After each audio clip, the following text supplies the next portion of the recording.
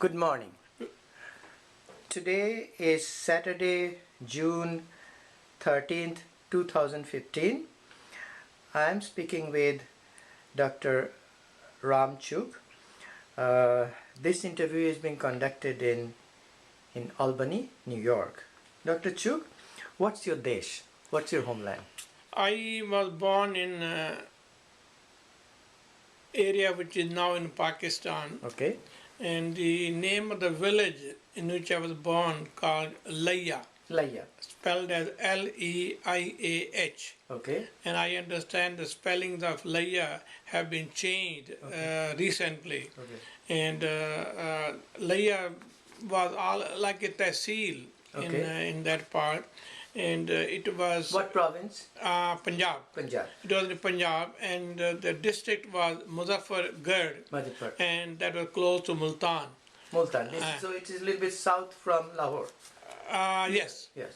South and southwest. Southwest. Okay. And so I would say, if you have to make a guess, we were maybe 120 and 30 miles from Lahore, and Multan may have been 40, 50, 60 miles. So was it a, how was the village? How large? How many families? I think my recollection is that Laya was not a very large village. It may have a population maybe 10 to 15,000. Okay, was it a mixed village or all Hindu or Hindu Sikh? Well, see, it must have been a mixed village, but in where we lived, we were all Hindus, I think, and there must be certain pockets where Muslims might have lived. There may have been some Muslim living even the same what we call mohalla. Neighborhood. Neighborhood. And then at that time I really did not have the understanding who the Hindu, who the Muslim. Somehow we grew up in a family, and as a result we just did not get into this kind of identification. So did you go to school there? Yes, I was born in 1935, so I left at the age of 12. So you went I was, I think, maybe 5th grade. So what was the name of the school you went to? It was called,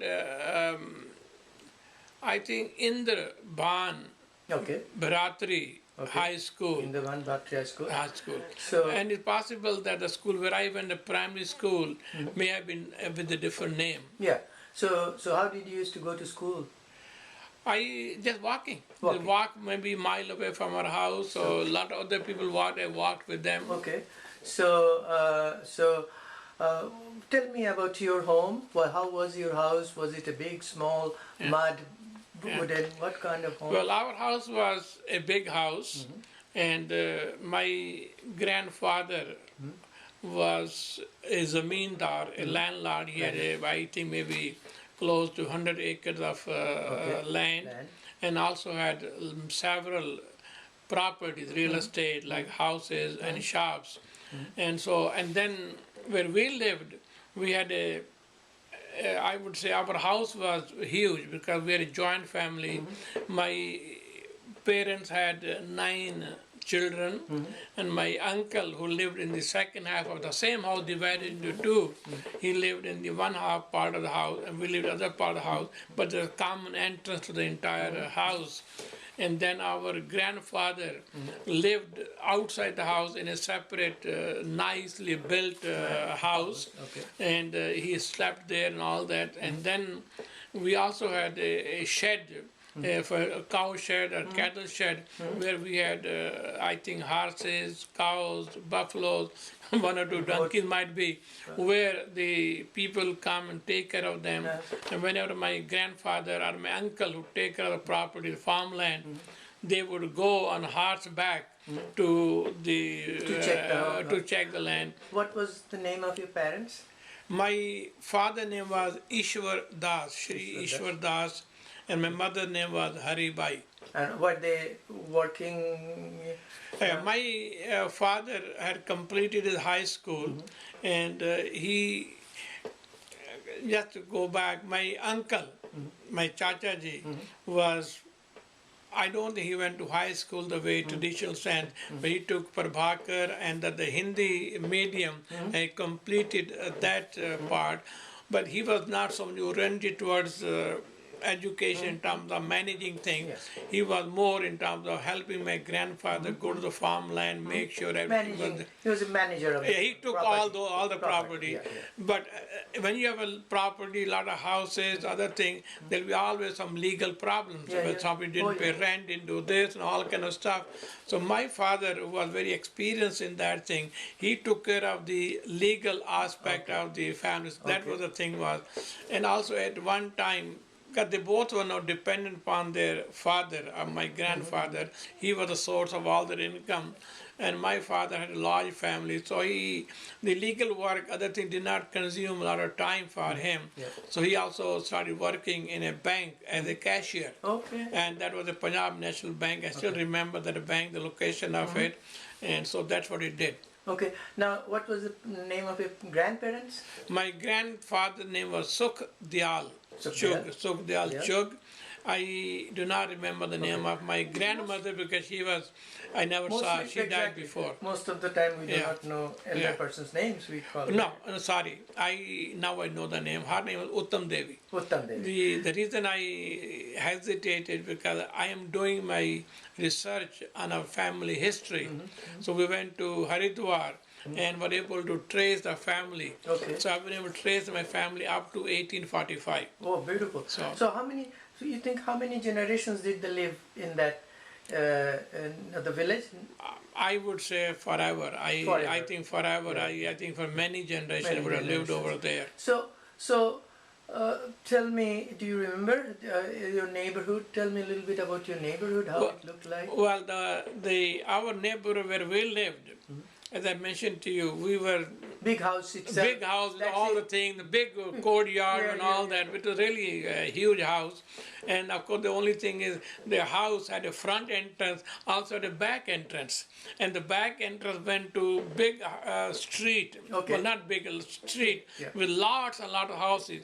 You know, in the houses in those parts, even now I think, they're built next to each other. Yeah, You have a common wall, Yeah. so you really have connected One, one after the other. And some are, they're not more than two-story houses, and you can go from one house to another house, even from the rooftops. And so there was a whole row of houses, and the moment you come out of the back entrance, you take left, then maybe at least I would say 25 to 30 houses, and then you go on a main street. Okay. On the right side again, you have houses, and all the people, I think most of them, if I can say, must be all Hindus, and this was called Chugha wala Mohalla. Okay, Chugha. so We were last Chugh. name, Chugh. So my feeling is there must have been a cousin, Chughs. uncle, aunt, spread around that side. Now, then what happened as the time of Indian independence and partition came? Well, that time I was 12, 11 or 12 around that time. I've been always asking myself, because I wrote a book on this topic in which I have a chapter on my experience of partition, how we left, where we settled and all that. And I've written that I really at that time did not understand what a Hindu is, what a Muslim is, why the country is being divided. We were just ignorant of the entire thing. We were able to witness, I would hear some houses being burned, some people being killed.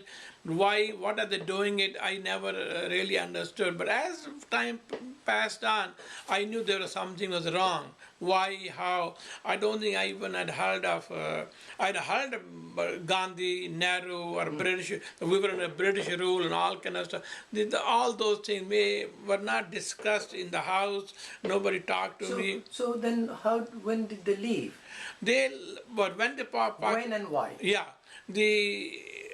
what I'm saying, I did not know. What I'm saying is But my your parents, my parents, grandparents, relatives, all the people knew Yeah. that a time is going to come where the country is going to be divided, and our part would go to Pakistan. And if we want to be Hindus, continue to be Hindus, we may not feel safe over here, because what is happening around the area, people are being killed, people are being raped, property being burnt. So therefore a time came where they had to leave. I always ask myself, didn't my father or grandfather even think of converting? I don't think they ever thought of it, because they were really proud Hindu. They believed in those values. And my mother side, from my maternal grandparents and all the nana nani, they were really Vaishnavas, the Pushti mark followed. They would go to Srinathji, and that was really Pacifist wing. yes. So therefore, they prefer to leave. And I still remember my grandfather, because the entrance to our house came openly. Anybody could walk. We had a big entrance. So what I remember, they built a big gate, which may be about, I think, 10 feet high, with the steel doors. So, and they're locked, and then so that nobody can come in to So attack. during partition. Right During party time, yeah, before 15th of August, I believe. I also remember that, again, my older brothers and other cousins, all that, they would keep big boxes of empty bottles, soda bottles and all that, and a lot of red pepper, hot pepper. Now I know why they kept it. I didn't even know the fear, but in case of anybody coming, they could do all those things. The door was always locked. And then, of course, they started patrolling. They will have watch and all kind of stuff. We were never I would hear those things. I would also hear that there's a lot of unrest. They want to set this house on fire, that house on fire. I remember in Urdu seeing posters when we went to get milk or anywhere we went outside. Big posters, do not burn the property, do not burn the property, this is now Pakistan property, you're burning property belongs to us now. So things like this, so from there we could see what is happening. So then do you remember the migration part? Yes. Tell us. What happened was that we had a family relative who was serving in Navy, and I think they must have announced through the armed forces and other places that you have got any relatives or anybody here, they give all the names of the people. So he must have given the name of his parents and his uncle, aunt, they live here in Laya. And so of course they arranged the trucks to take people of different, how they did it I don't know, but at least we got a call that the truck is coming, should be ready within 1 hour. Really? Yeah, and come to this place to go in the truck. So everybody from my family and my uncle's family and got ready, but there was no room for such a large family. They had their own, they are related on both sides, the mother's side, father's side, and all the large family. So from our side, my grandfather stayed back, and my uncle stayed back, and his wife stayed back. But all of us, between my family, my father, mother, my 9 brothers, sisters, we all came, and my cousins came along with us. And then, of course, we have the family of the person whose name was Hare Krishna Dhingra. His family, parents, other thing came in the same truck. How many trucks? One truck? I think there were maybe 2 or 3 trucks, at least 2 definitely. So then you came early in the morning, late at night, congregated in some place? Yes, some place. That I don't remember where, how, but we came. But at night or during the day? I don't remember. Must be daytime. Then they took you to, where did you go? Well, from there we drove, and of course the truck also had, each truck had a army armed guard carrying rifle, 1 or 2. Of course, being driven by army people, armed forces, but there was always somebody standing with a gun, with a rifle. After 47 partition or before? After 40. I think it must be in August, during September in that time. Then from there, the first stop, we went. Again, I ought to tell you that I did not know what was happening. And you were inside the truck? Yeah, inside the truck. We might stand up here and they will see a lot of people walking in a caravan. It was not a covered No, it was covered. Okay. But there are always there's some holes here, there, you could see from there. And then you see from the back is open. So we would see people walking with stuff on their hands here, there, maybe some 1 mile long caravan Okay. walking. Yeah. Where they were walking, what direction we didn't know. Yeah. And but we were dropped at Multan camp. Okay. There was a camp in Multan. Okay. All of us was dropped over there, and we might have stayed there one night or 2 nights, and I think must have been tents where we stayed, and then after day or 2 or 3, we were taken by trucks again, all the way to Lahore. And on the way, of course, we stopped several times, and I could say everybody was afraid in the truck. They just holding their life in their hands, and what might happen to them. And they'll put the tree trunks on the road, you see, so the truck won't go. And then, of course, we had armed guards, so there will be some conversation. And then we came to Lahore. And Lahore, of course, we stayed in SD College. Okay. Yeah, SD College or DAV? I think DAV College, sorry. Yeah. Anglo-Vedic, Dayanand Anglo-Vedic. Right, DAV College. And of course, that is a college where my 2 older brothers were studying. Okay. One was almost end up with BA, other one had just gone there. So they knew the whole area, they were there. And so we stayed there for, I don't know, 3, 4. From there, you are on your own, which means that from Lahore, there were bus stations where you give your name, a number, I think, and then whenever your turn came, then you went by bus to the other side. Yeah, Wagah border. Wagah border. Yeah. So whenever the turn came and we got the bus, we might have stayed 3 to 4 days in Lahore, I think. Okay. Everybody was in a rush, everybody was very panicky, everybody wanted to get as early as possible on the other side. Okay.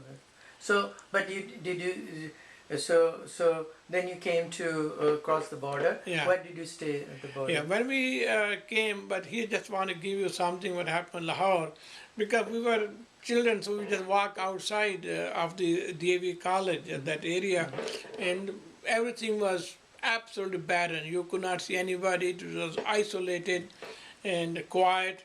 And I remember that somebody, when I was walking out, just maybe 100, 200 yards from the college gate, and somebody came running after me, said, come inside, anything can happen. And so I never forgot that kind of experience.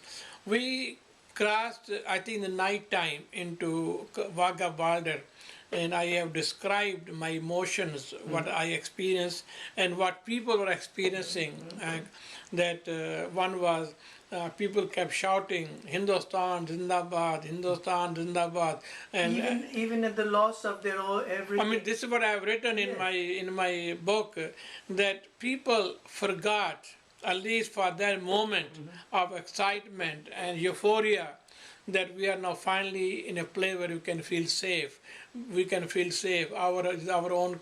Yeah. Now this is I am not telling you what must be felt at that time.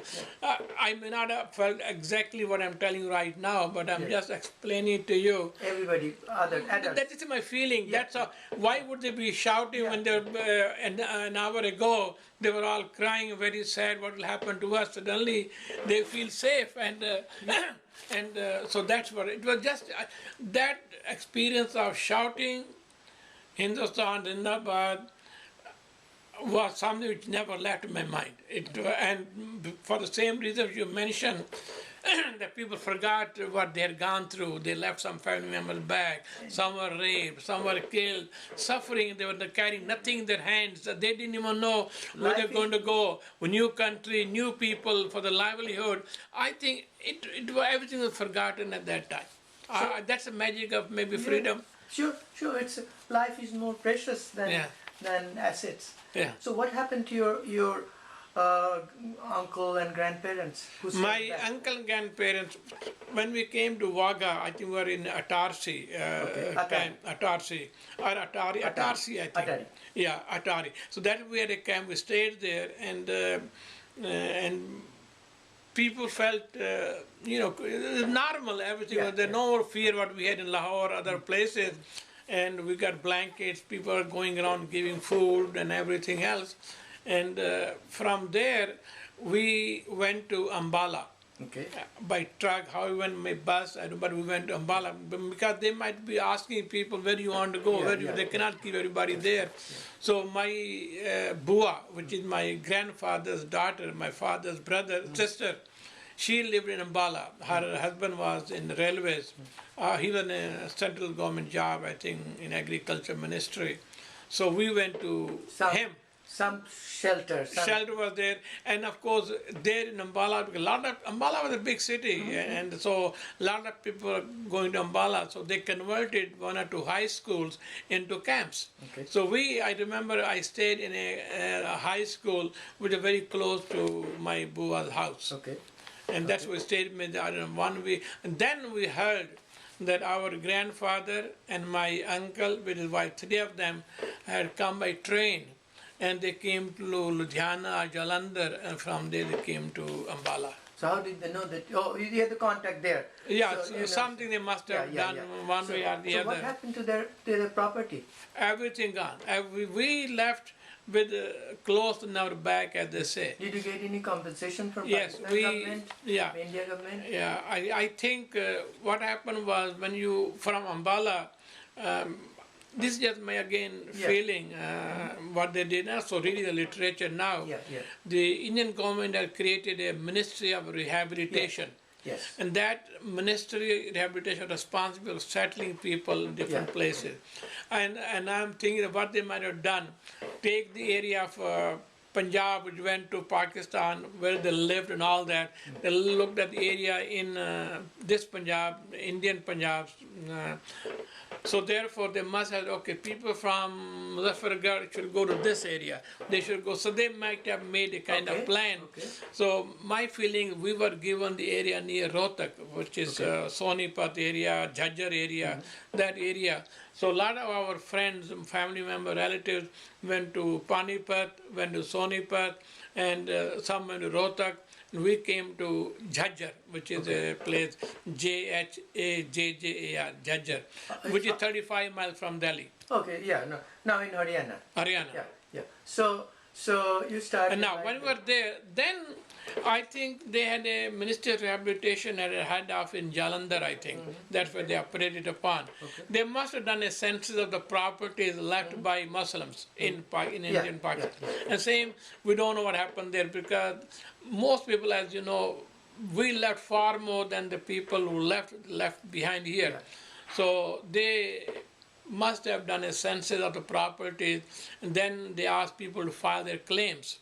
So I remember, because my father was very good in legal work, and he had already the blueprints of all the properties. So he must have been going back and forth. So our grandfather was given a house to live in Jhajjar, and I think he also got one shop. Okay. And also some land. Okay. And that's what we were given. So that became our. And then a lot of our relatives also moved to Jhajjar. So we had a family about 8 to 10, 12 families. We knew each other in Pakistan. They were there. They were there too. Now, did you witness? You mentioned you didn't. You saw these crowds coming, but did you hear firsthand or see any killing or injury during this travel? From hearsay, from the people talking about it, yes, not directly through yeah. So, but I would one thing which I like to mention, which we all at this age have read a lot of stuff on the partition. It's been a very painful experience, and it's called the Great Partition of the millennium and all that, and what people suffered, and of course we call that our independence movement was very peaceful, non-violent, and Gandhi led the movement and all those things. And now after reading the whole thing, then when I was writing my own book, I started asking myself, was that independence movement really non-violent? And was they really led to... So I said, yes, in one sense, non-violent when you take the global Indian context, but the people who suffered, who got killed, who left property behind, for them it was not peaceful. So I would say for my family it was a very painful experience. How this, I never even raised this question in my mind when I was staying with my grandfather. How did you feel? How psychologically you adjusted? They didn't know anybody. Where should we go? My own father went to Muzaffarnagar with his family. He didn't know a soul there. How he's going to live? Can I ask you, did you ever go back to visit, or anybody else go back to visit your village? No. We have not gone back to, I think nobody from my family went back. Yeah. And when they wanted to go back, that issue never was discussed. They never thought that possibility. Yeah. One.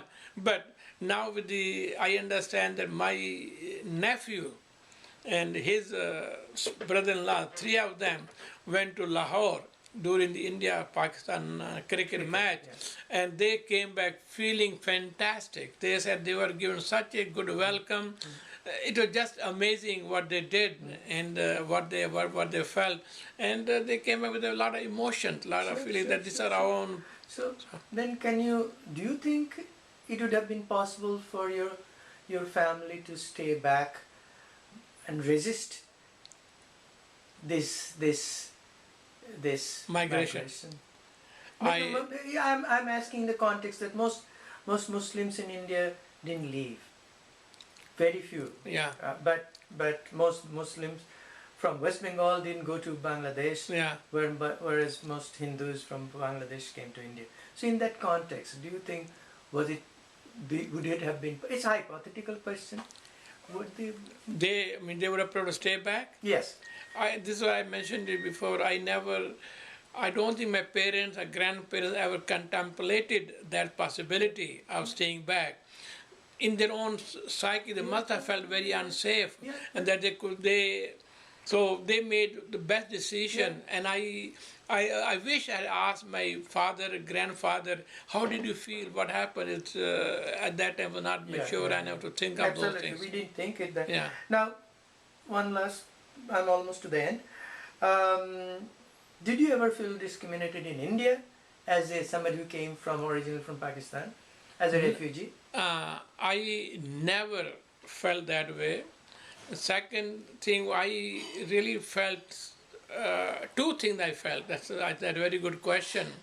That here we were almost penniless, with no belonging, but we did have a house in Jhajjar, and I'm sure all of us given same public education. We did the same way. But I find when I left Delhi, or my hometown, to go to Indian Air Force in 1951, and I was just 16, and when I was traveling by train, by GT Grand Trunk, there was only one train from Delhi to Madras. And in the train, I would see, after we cross certain, like Jhansi, Gawali, go further, Indore and all the places, Hyderabad, you see a lot of beggars come into the train singing songs to raise money. And when I went to Madras, stayed there in Bangalore, I would see a lot of people begging. And I would always wonder, I never saw any beggar in Punjab. And the very concept of self-sufficiency, not to ask for a thing, was, so therefore, we never were discriminated. People are very hardworking. They will do anything. And you know, even the Sikhs who were Hindu Sikhs were like bhai bhai. They were not, and they, to be on their own and to live on your own living was the high thing with family valued. And one last question. Do you think anybody benefited because of the partition of India, partition of Punjab, partition of Bengal? I don't think so. I think I don't think anybody benefited. There's no benefit in. I don't think so. Okay. The only benefit would be if you really have to be very extreme in a way, that the Muslims or the Islamic people felt they'll have more freedom, they will have own thing, they might feel benefited. We did not benefit. Yeah, okay. All right, I'm just about to end. Is there anything else you'd like to say that I didn't ask? You would like to add? Now, overall, I would say that I wish I had asked my parents, I'd asked my grandfather, about their experiences of partition, how they moved, what they did. I was not mature enough at that time, but even I was somewhat very we were here, just go along with that. That's one part which I really regret. And but this thought came back though. Yes. You remember you're stressing, even as a young boy, how you're coming and you're seeing for yourself. Yeah. So my feeling is nobody benefited. I think even you look back, even people in Pakistan might not feel that way. I have no idea. I have not talked to anybody about that topic. Okay. Thank you.